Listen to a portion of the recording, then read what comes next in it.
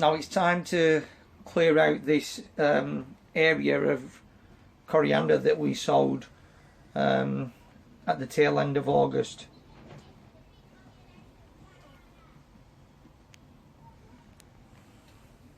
You can see that the leaves are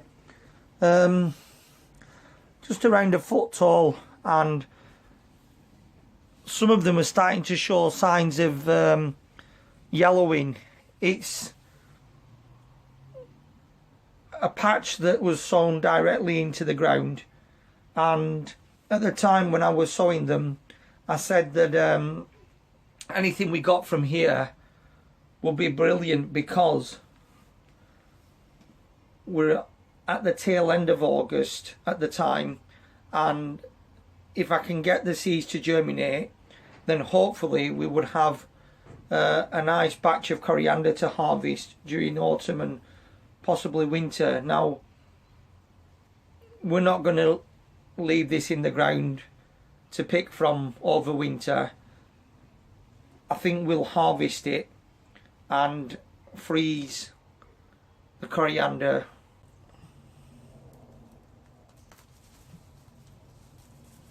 Now I'm going to harvest this coriander with the roots as it is. I don't want to leave the roots in the ground only for me to then have to clear it again. So I don't want to do that job twice. So I'm going to just snip the roots off. I'll just show you at a close-up. The reason why I've decided to actually harvest it early on is, if you look closely, you can see that some of the lower leaves have started to yellow.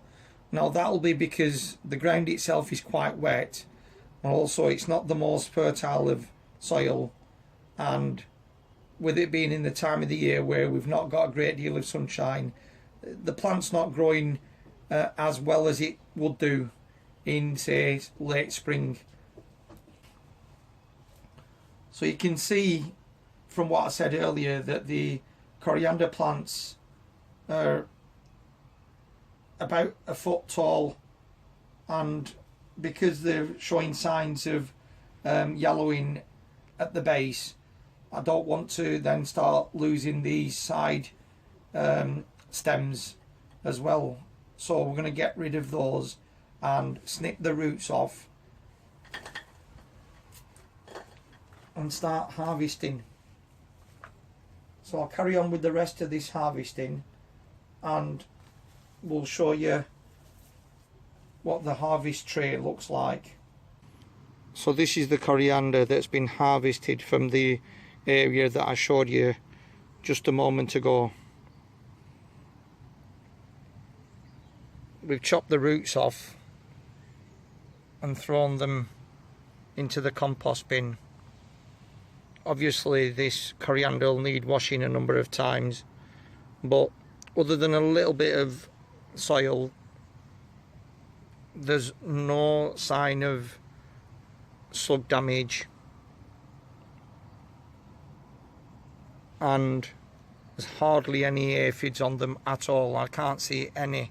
So as far as organic goes, you can't get better than this. I know what I've put into this, and it's been natural fertilizer and taking a chance on the potential of an area and growing coriander seeds at the tail end of August has meant we've made a number of fresh pickings. So we're really pleased with that, and we'll be looking to do that again next year, and I highly recommend it. Grow coriander.